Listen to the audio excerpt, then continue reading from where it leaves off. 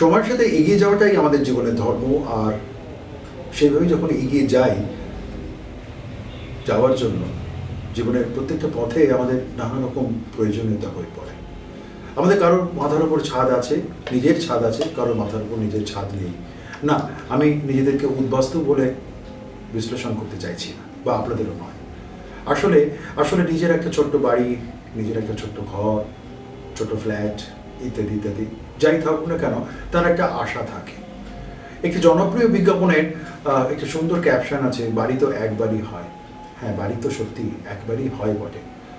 সাধারণ মধ্যবিত্ত পরিবার তারা যখন তাদের বাড়ির কাজ করেন, তাদের আবাস নিয়ে তারা যখন চিন্তা করেন, তখন তারা ওই একবারের কথাটাই ভাবেন। তাই সেই একবার আবাস তৈরি করার জন্য তাকে অনেক রকম, অনেক ভাবনা, অনেক চিন্তা, অনেক ধৈর্য, অনেক অধ্যবসায় নিয়ে সেই বাড়িকে করতে হয়।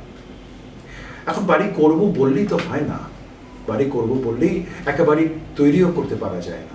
একটা সময় ছিল যখন আজ থেকে অন্তত 4 থেকে 5টা দশক আগে একজন বাড়ি করতে চাইলেন, তিনি এই বাড়ির সাথে সংশ্লিষ্ট যে সমস্ত মানুষজনেরা আছেন তাদের সাথে আলোচনা করলেন, একটা এস্টিমেট নিলেন, একটা বাজেট নিলেন, তারপর আস্তে আস্তে আস্তে আস্তে সেই বাড়ি তৈরি হলো। বুঝে বললাম শুরুর আগে সময় কিন্তু এগিয়ে যায়। আমাদের সময়ের ব্যস্ততা ক্রমান্বয়ে বেড়ে যাচ্ছে। আমাদের কিন্তু এখন সময়ই নেই। আকাশ গগনচুম্বী ফ্ল্যাট, তার ভিতরে ছোট্ট একটি বাড়ি, তার ভিতরে ছোট্ট একটি ফ্ল্যাট, কিংবা নিজের জমি কিনে বাড়ি। এতটা কথা বললাম, আপনারা ভাবছেন হয়তো বাড়ির কোনো কারিগরি বিষয় নিয়ে আলোচনা করবো কিনা। না, মোটেই তা নয়। আসলে এই যে কোনো জিনিসকে নির্মাণের সত্যতার পেছনে একটি নেপথ্য ভাবনা থাকে, এবং নেপথ্যের কিছু মানুষজনেরা থাকেন, যে নেপথ্য মানুষজনদের আমরা শুধুমাত্র ওই কাজটুকুর সময় হয়তো বড়জোর চিনতে পারি বা বুঝতে পারি, বা তার সাথে একটা যোগসূত্র হয়, তারপর কেউ মনেই রাখি না। আচ্ছা, আপনি কি মনে রেখেছেন আপনার বাড়ির কে ইঞ্জিনিয়ার ছিলেন? আমি হলপ করে বলতে পারি আপনি কিন্তু সেটা মনে রাখেননি, অন্তত তার পরবর্তী জেনারেশন যারা আছে তারা কিন্তু মনে রাখেননি, ইত্যাদি ইত্যাদি। আজকে আমাদের সাথে এরকম একজন বিশিষ্ট ব্যক্তিত্ব আছেন। আপনারা জানেন যে আমাদের এই অনুষ্ঠানে পশ্চিমবাংলা তথা সারা ভারতবর্ষের বহু বিশিষ্ট ব্যক্তিত্বরা তারা তাদের কথা বলেন না, তারা তাদের কথা বলে আমাদেরকে সমৃদ্ধ করেন, আমরা সমৃদ্ধ হই। আজকে আমাদের সাথে রয়েছেন এমন একজন বিশিষ্ট ব্যক্তিত্ব যিনি প্রায় 2 দশকেরও বেশি সময় ধরে এই বাড়ি চর্চা করছেন। বেশ মজার ব্যাপার, তাই না? বাড়ির চর্চা শুধু নয়, বরং বলা যেতে পারে বাড়ির পরিচর্যা। তাহলে তো অবাক হওয়ার কথা। হ্যাঁ, অবাক হবেন। এই অবাকের প্রত্যেকটা পরতে আমরা এগোতে থাকবো। আজকে আমাদের সাথে রয়েছেন বিশিষ্ট সিভিল ইঞ্জিনিয়ার, এবং সিভিল ইঞ্জিনিয়ারের পাশাপাশি তিনি অবশ্যইভাবে একজন পরিকল্পক, কেতাবি ইংরেজিতে বলা যেতে পারে প্ল্যানার, তার সাথে আরও অনেক কিছু। খুব সম্প্রতি তিনি ইন্ডিয়ান কাউন্সিল ফর কালচারাল রিলেশনসে এক্সক্লুসিভ এক্সেলেন্সে অ্যাওয়ার্ড পেয়েছেন, যা বাঙালির একটি গর্বের ভাবনা, যা বাঙালির একটি গর্বের পুরস্কার। আমরা পলাশবাবুর সাথে কথা বলবো। পলাশবাবুর সাথে কথা বলার সাথে সাথে হয়তোবা সমৃদ্ধ হবে। নমস্কার পলাশবাবু, আমাদের অনুষ্ঠানে স্বাগত। কথাটা বলতে শুরু করতেই হলো এই কারণে, তার কারণ ওই যে বললাম না যে বাড়িটা তো সবসময় সব রকমভাবে হয় না। বাড়ি একবারই হয়, আমরা হয়তো ভাবি, বা ফ্ল্যাট হয়তো একবারই হয়। আপনার কাজটা বেশ মজা। আপনি বাড়ি তৈরি নির্মাণের কাজ, সে ব্যাপারে সিভিল ইঞ্জিনিয়ার। আবার সেই বাড়িকে নির্মাণের সূত্রতার ক্ষেত্রে কিভাবে তাকে সুন্দরভাবে সাজানো যায় তারও একজন পরিকল্পক। আবার সেই বাড়িটির মূল্যায়নগতভাবে তারও একটা পরিকল্পক। এই সামগ্রিকভাবে আমরা যারা একেবারে গোলা মানুষ, আমাদের বাড়ির কল্পনা যদি থাকে, তাহলে পরিকল্পনাটা কি করে আপনারা আনেন? আমাদের স্বাদ আর সাধ্যের মধ্যে একটা মিল ঘটার চেষ্টা করি।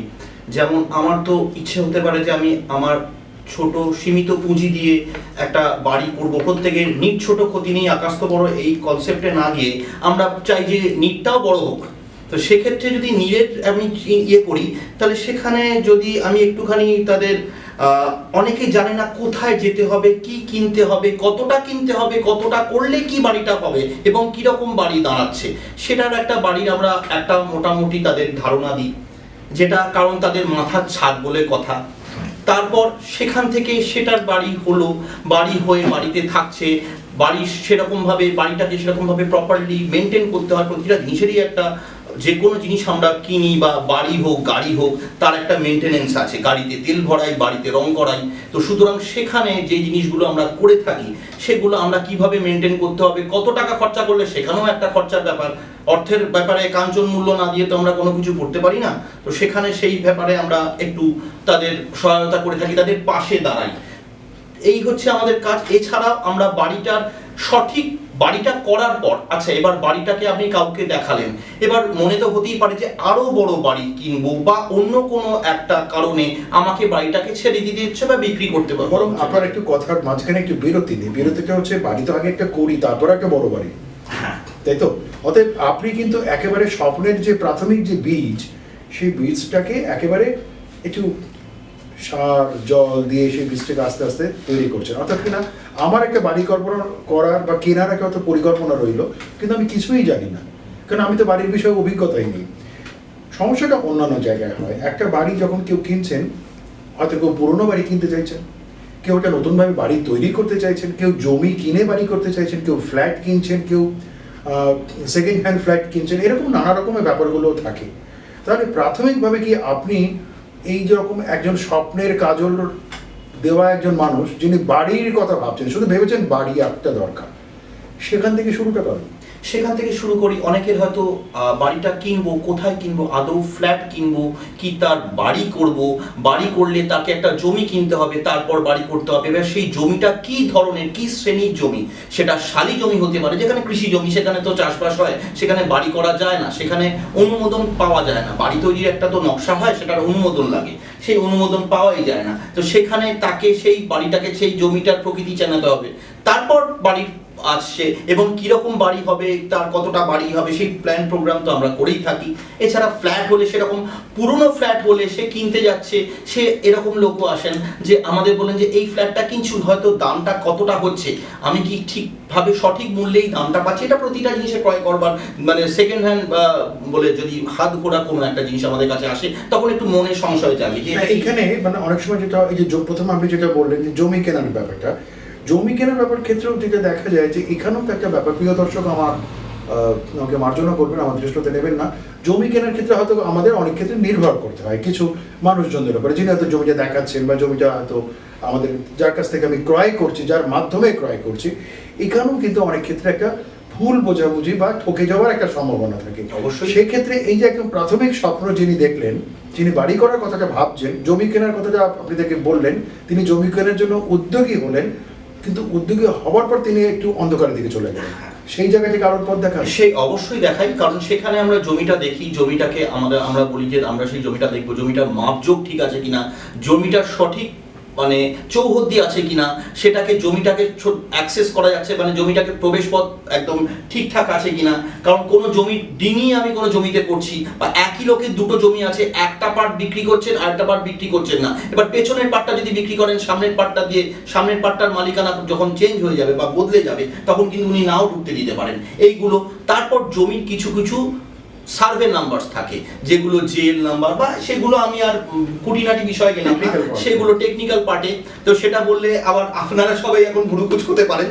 তো সেই জন্য আমি মানে ইনার নাটসের প্রতিটা জমিরই তো কিছু কাগজপত্র থাকে, দলিল পত্র, সেইগুলো দেখে জমির কি শ্রেণী, পর্চা বলে একটি জিনিস থাকে, সেটা মানে প্রাথমিক পর্যায়ে জমির যে শ্রেণীবিন্যাস, এই জমির শ্রেণীবিন্যাসটা আপনারা প্রাথমিকভাবে তাকে করে দিচ্ছেন, এবং এই যে প্রাথমিকভাবে জমির শ্রেণীবিন্যাসটা আপনি করে দিলেন, তারপর ব্যাপারটা আপনি মন খারাপ করবেন না, ব্যাপারটা তো এরকম হতে পারে, আপনি তাকে শ্রেণীবিন্যাস করে দিলেন, তাকে একটা প্রাথমিক পরিকল্পনা করে দিলেন, তারপর আপনাকে আর তার ভালো লাগছে না, হতেই পারে, বা তার চয়েস বদল হতে পারে।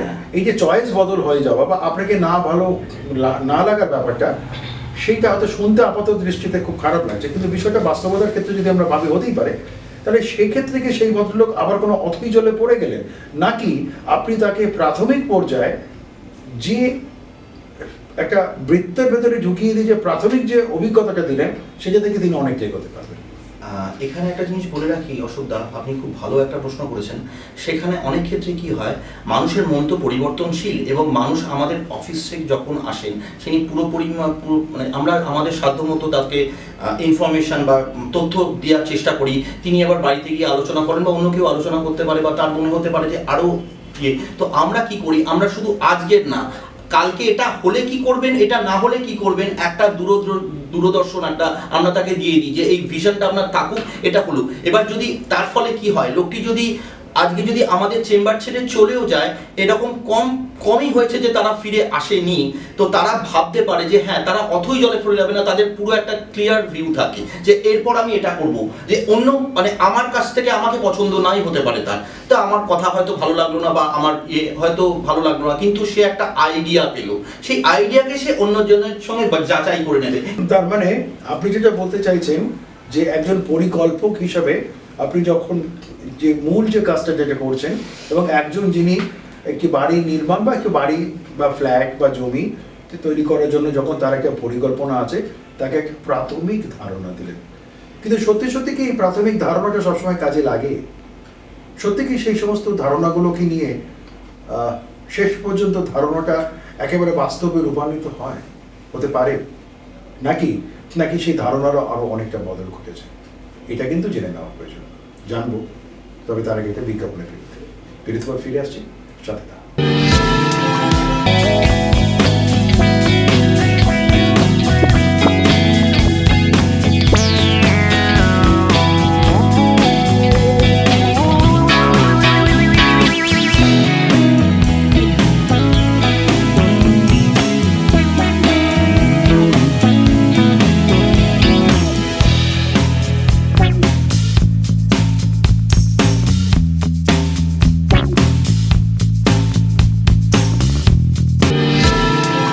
বিরতির পর ফিরে এলাম। আজকে আমাদের অনুষ্ঠানের অতিথি পলাশ চক্রবর্তী।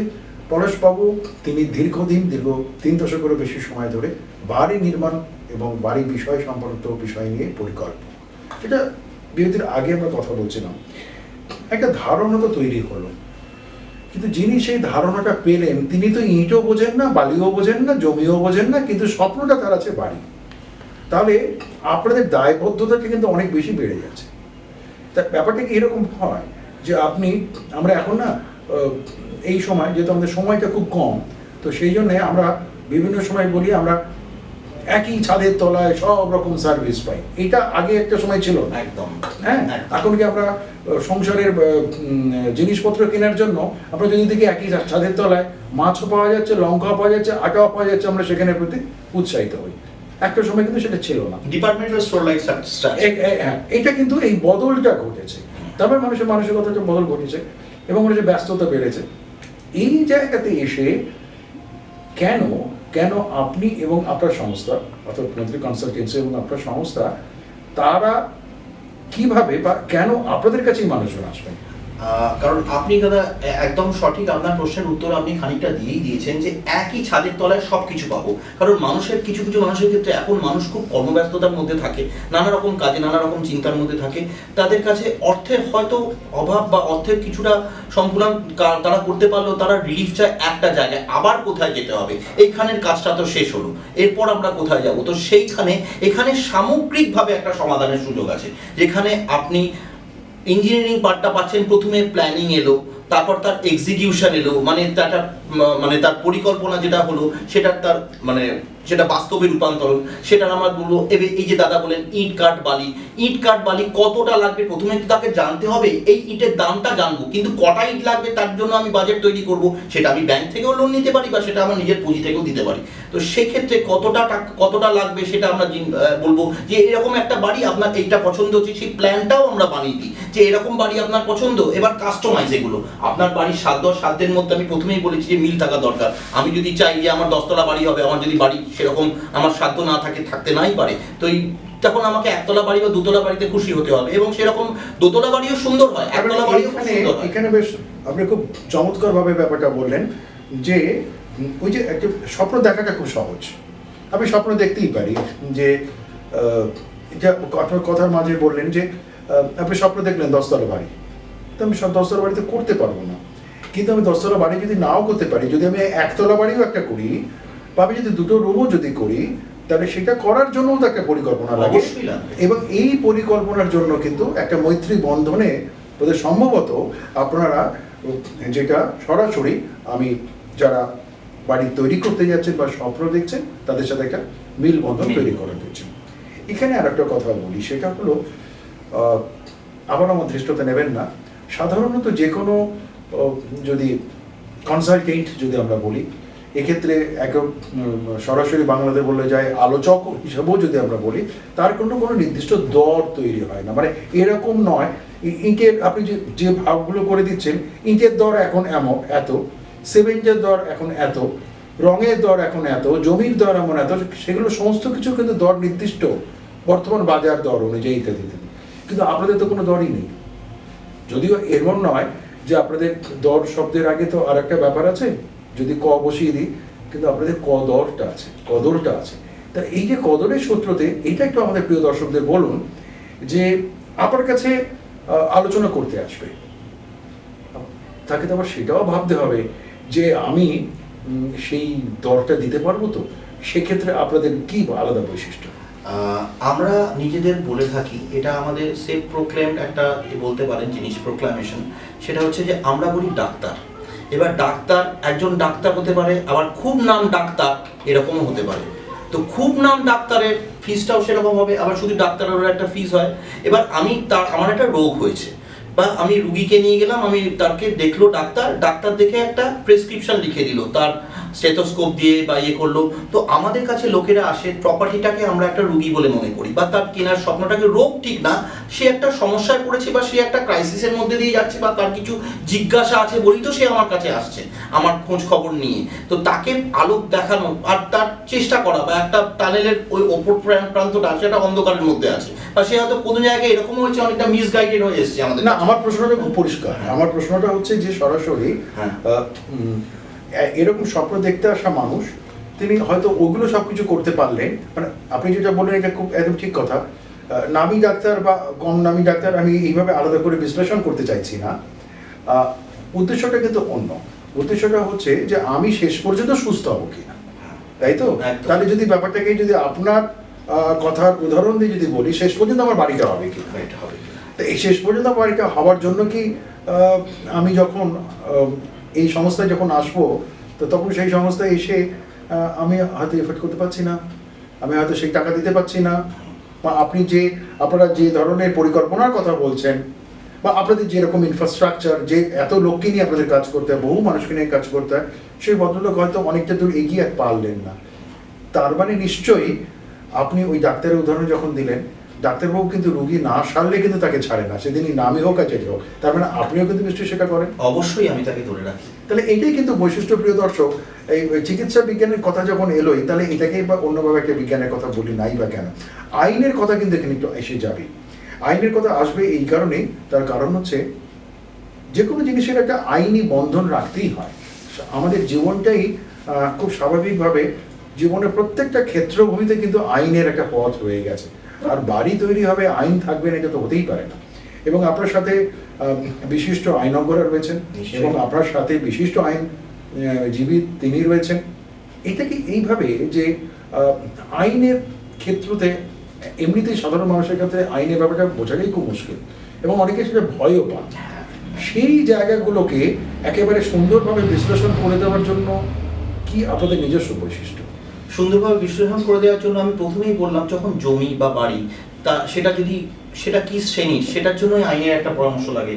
সেটা কি শ্রেণী বার করতে গেলে সার্চিং করতে হয়, যেটা সার্চিং করে আমার লিগাল টিম, আমার খুব সুন্দর, মানে আমার ভাতৃসম একজন আছেন শুভজিৎ রয়, তিনি আমার পুরো জিনিসটা দেখেন এবং লিগ্যাল ব্যাপারটা পুরো দেখেন। ওই জন্য বললাম আমরা যে আমাদের বৈশিষ্ট্য হচ্ছে আমাদের কাছে যদি আসেন এবং তাদের যদি মিনিমাম একটুখানি ন্যূনতম বিশ্বাস যদি আমাদের উপর করতে পারেন, এবং তার জন্য আমরা আপ্রাণ চেষ্টা করি তাকে পথ দেখানো। সে পরের বার আসবে কি আসবে না, এবং এমন কিরকম, মানে একটু মজার ছলে বলি, অর্ধেকটা দাড়ি কামি আমি রাখা পছন্দ করি না, আমি পুরোটা দাড়ি কামি তাকে রেখে দিই। সে যদি ফেসিয়াল করে তাহলে করবে, না করলে করবে না, কিন্তু তাকে আমি বসি ওরকম ভাবে আমরা করি না। যদি কারোর ভ্যালুয়েশন বা কোনো রকম ভাবে তার সত্যিকারের দরকার নেই, বা তাকে শুধু কনসালটেশন দিয়ে তাকেও করেছি, এবং সেই তৃপ্ত একজন কাস্টমারকে সে কিন্তু ভবিষ্যতে আমাদের রেফার করেছে। শুধু নট অনলি রেফারেন্স, তার কিন্তু প্রচুর কাস্টমার দিয়েছে। আপনার মতো যার দাড়ি গোপ একদমই নেই, তাদেরকে কি কোনো সার্ভিস দেবেন না? নিশ্চয়ই দেব, একটু রসিকতা নিশ্চয়ই দেব। এটা হচ্ছে মজা, এটা ব্যাপার। পলাশ বাবুরা এবং শুভজিৎ বাবু যার কথা বললেন, শুভজিৎ বাবু ইন্ডিয়ান কাউন্সিল ফর কালচারাল রিলেশনসে এবছর সেরা আইনজ্ঞ হিসেবে পুরস্কার পেয়েছেন। আমাদের অন্য একটি পর্বে আমরা তার কথা শুনবো বটে। এই যে একটা সামগ্রিকতা, অর্থাৎ কিনা আপনাদের এই কনসালটেন্সির ভেতরে এই নামটার ভেতরে একটা অদ্ভুত মাদকতা আছে, একটা যেন কেমন যেন একটা ভালোবাসা স্নেহ এরকম জড়িয়ে আছে। এই জড়ানোর ভেতরেও বোধ হয়, আচ্ছা ধরুন কারোর একটা এই যে স্বপ্নকে আপনি সুন্দর করে তৈরি করে দিচ্ছেন, শেষ পর্যন্ত বাড়িতে হলো, শেষ পর্যন্ত তার গৃহপ্রবেশ হলো, আপনার সাথে সেই অন্যান্য মানুষজনেরা যাচ্ছেন, শুভজিৎ বাবু আইনজ্ঞ হিসেবে যাচ্ছেন, আপনি পরিকল্পক হিসেবে যাচ্ছেন, তখন একটা অদ্ভুত তৃপ্তি লাগে না? অদ্ভুত তৃপ্তি লাগে। এই আনন্দের কোনো এর অনাবিল আনন্দ, অনাবিল। একটা মানুষ যখন বিশ্বাস করে, আমি বলছি শুধু এরকম আছে প্রথম থেকে গোড়া থেকে ওনার শেষ ইট পর্যন্ত, যখন গাঁথনি হয়ে গেছে ইয়ে হয়েছে এবং আমরা তাদের গৃহপ্রবেশের নেমন্তন্ন খেয়ে কবজি ডুবিয়ে খেয়ে এসেছি, এটা যে কি পরিতৃপ্তি, এবং বলছেন যে আপনার জন্য হলো, এটা একটা অদ্ভুত আনন্দ। অনেক সময় যেটা হয়, যে সময় আপনি বা শুভজিৎ বাবুরা তারা যখন প্রথম দিকে শুরু আইনের ক্ষেত্রে, আমি শুভজিৎ বাবুর প্রিয় দর্শক আপনাদের প্রসঙ্গক্রমে জানাই, শুভজিৎ বাবুর আমরা একটা আলাদা একটা এক্সক্লুসিভ ইন্টারভিউ আপনারা শুনতে পারবেন, অথবা আপনাদের আমরা নিরাশ করবো না। এই আপনারা যখন শুরু যেটা করেছেন, যে কোনো জিনিসের শুরুটা তো থাকে, তারপর না এই বিষয়গুলো সব বিষয়তেই তাই নানা রকম বদল ঘটে, পরিবর্তন, পরিমার্জন, পরিবর্ধন, অনেক রকমভাবে আমরা কথাগুলো বলতে পারি। তো সেই ব্যাপারগুলো ঘটে কেমন, তো এই যে ব্যাপারগুলো যে ঘটছে, তারপরে প্রতি মুহূর্তে আপনারা তো আপডেট হতে হচ্ছে আপনাদের। এই জন্যই আমাদের এটাকে বলা হয় প্র্যাকটিস। আমরা কিন্তু প্র্যাকটিস করছি। আমরা যদি না পড়ি, না জানি, কারণ আমাদের যে এই বাড়ি তৈরির বা বিভিন্ন জিনিস, আইন, পৌর আইন বা গৃহের আইন বা এইগুলো চেঞ্জ হতে থাকে, এবং আমাদের civil engineering A is code বলে একটা থাকে, আমি আর কচকচানিতে গেলাম না, ওইগুলোও চেঞ্জ হতে পারে। ওই যে ইট বালি, গত 10 বা 5 বছরে যে ইটের দাম ছিল, বালির দাম ছিল, স্টোন চিপসের দাম ছিল, সেগুলো কিন্তু ক্রমশ পরিবর্তনশীল। ফলে তাকে যদি আমি আগের রেট দিয়ে দিই, সে কিন্তু লোকটা কিন্তু পথভ্রষ্ট হয়ে যাবে। অর্থাৎ সামগ্রিকতার ক্ষেত্রে ওই স্বপ্নটাকে সাকার করার জন্য যা যা করণীয় কাজ, সেই সমস্ত করণীয় কাজে প্রাথমিক পর্যায়ে করছেন, যেটা আমরা একটু আগেও আমরা বলেছিলাম যে আমরা কিন্তু না এখন ডোর স্টেপ সার্ভিস চাই, এখন তো আমরা অনলাইন সার্ভিসের দিকে চলে এসেছি। আচ্ছা এইখানে পরেশবাবু, আমার এটা ব্যক্তিগত কৌতূহল, কেমন এখন না যে কোনো মানে আমরা অনেক ক্ষেত্রে বলি আমাদের দৌড়ঝাঁপ আমরা একটু কম করতে, প্রতিটা মানুষই যেহেতু ডোর স্টেপ সার্ভিস পায়, অর্থাৎ কিনা বাড়িতে যদি একটুখানি আনাজপত্র লাগে তাহলেও ডোর স্টেপ সার্ভিস অনলাইন করলে, বা মাঝরাতে হঠাৎ করে বিরিয়ানি খেতে ইচ্ছে হলো, রাতে 2টোর সময় বিরিয়ানিটাও আমার দরজার সামনে পৌঁছে যায়। এটা একটা খুব ভালো দিক, ভালো ব্যাপার। আবার আমার যেটা মনে হয়েছে ব্যক্তিগতভাবে, অনেক ক্ষেত্রে এই ধরুন আপনারা তো একজন স্পেশালাইজ এই ব্যাপারে একদম এক্সপার্ট লোক, এই যে এক্সপার্টের ব্যাপার স্যাপারগুলো, এইগুলোও না অনেক ক্ষেত্রে এখন সবাই না হয়তো কেউ আমরা অনেকেই এই একটু উইকিপিডিয়া পড়ে নিলাম, একটু গুগল দেখে নিলাম, ইত্যাদি করে দেখে নিয়ে আমরা নিজেদের ভেতরেই একটা নিজস্বতার ভেতরে পৌঁছে দিলাম। এইটা সম্ভবত প্রিয় দর্শক, এটা আমরা কাউকে ছোট করছি না, এর বোধহয় দুটো দিক। একটা দিক হচ্ছে আমি কিছু জানতে পারলাম, হ্যাঁ নিশ্চয়ই জানতে পারলাম, সেটার সাথে আপনাদের যে সাধারণ প্র্যাকটিক্যাল ফিল্ডের যে অভিজ্ঞতা মেলে। এখানে একটাই ছোট উদাহরণ দিয়ে বলতে পারি আমি, দাদা, বই পড়ে গাড়ি চালানো যায় না। গাড়ি চালাতে গেলে স্টিয়ারিং এ হাতটা দিতে হয়, পা চালাতে হয়। বুকিশ নলেজ নিয়ে, হ্যাঁ উনি হয়তো জানতে পারলেন কিরকম ইট লাগে, কিরকম স্ট্রাকচার হয়, উইকিপিডিয়া বা নেট হয়, এখন তো জাস্ট ফোনেই তো সারা পৃথিবীটা চলে এসছে, কিন্তু সেইখান থেকে বাস্তবের সঙ্গে অনেকটা তফাৎ হয়ে যায়। আবার একটা উল্টো দিক থেকে এই উইকিপিডিয়া বা নেট যেটা হোক না কেন, আপনাদের ঘাড়ের কাছে নিঃশ্বাস ফেলে না। আমি একটা উদাহরণ দিচ্ছি, অর্থাৎ কিনা আপনি ইচ্ছা করলেই কিন্তু আজ থেকে 20 বছর আগে যেটা হয়তো হতো, ইচ্ছা করলেই কিন্তু ইটের দর 10 টাকাটা বলে দিলেন, আসলে কিন্তু সেটা 10 টাকা নয়, 8 টাকা। তার কারণ সে কিন্তু আবার ওই নেটে গিয়ে দেখে নিতে পারবে নিয়ারেস্ট কিন্তু 8 টাকা হচ্ছে।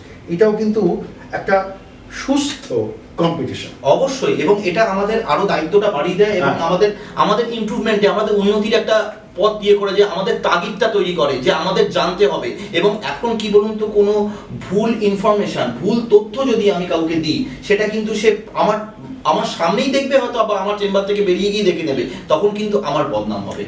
আপনারা যারা বাড়ি করার কথা ভাবছেন, যারা জমি করার কথা ভাবছেন, যারা জমির মূল্য নির্ণয়ন করার কথা ভাবছেন, এমনকি তার আইনগত প্রয়োগ এবং তার ভাবনার কথা ভাবছেন, তারা নিঃসন্দেহে অন্তত এইটুকু করতে পারেন, মৈত্রীর সাথে মৈত্রী বন্ধনে আসতে পারেন।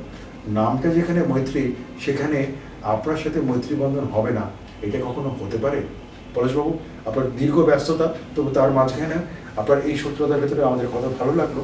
এবং শুধু তাই নয়, আমাদের একটা ইচ্ছা রইলো যে আরও একটি অন্য পর্বে, যেহেতু একই সাথে আপনারা এই এত দুজনেই আপনার মানে আইন বিশেষজ্ঞ হিসেবে যিনি যুক্ত আছেন, আমি সেটা পরবর্তী পর্যায়ে জানলাম, তিনিও একই পুরস্কারে পুরস্কৃত হয়েছেন। ফলে অন্তত সেই সুযোগকে ছাড়বো না। আমরা আরেকটি পর্বে যেখানে আপনাদের দুজনের কথা বলবো, এবং আমার ইচ্ছা রইল যে শুভজিৎ বাবুকেও, তিনিও তার যে আইনগত ভাবনা নিয়ে কাজ করছেন সে কাজের সূত্রগুলো করার জন্য। তার মানে পরিকল্পনার পরিকল্পক আছে। শেষ পর্যন্ত একটা কথাই বলি, এই ভাবনার জন্য সামগ্রিক পরিকল্পনা নিয়ে নিজের সময়টা পরিকল্পিতভাবে চলছে তো? হ্যাঁ, চেষ্টা করছি। পার্সোনাল লাইফ আর প্রফেশনাল লাইফ দুটোকে মেলবন্ধন না করলে আর তো জীবনে চলার বিয়ে হয়ে যাবে। পরিকল্পকদের কিন্তু এটাই সব থেকে বড় সুবিধা। তারা যখন পেশাগতভাবে মানুষকে পরিকল্পনা তৈরি করে দেন, অতএব তাদের নিজেদের ব্যক্তিগত জীবন তো পরিকল্পনার ভেতরে থাকবে বটেই। এটাই বাস্তবতা, এবং সেই বাস্তবতার ভেতরে আপনাদের সাথে মৈত্রী কনসালটেন্সি মৈত্রী হোক, এটাই আমি চাই। খুব ভালো থাকবেন। নমস্কার। নমস্কার।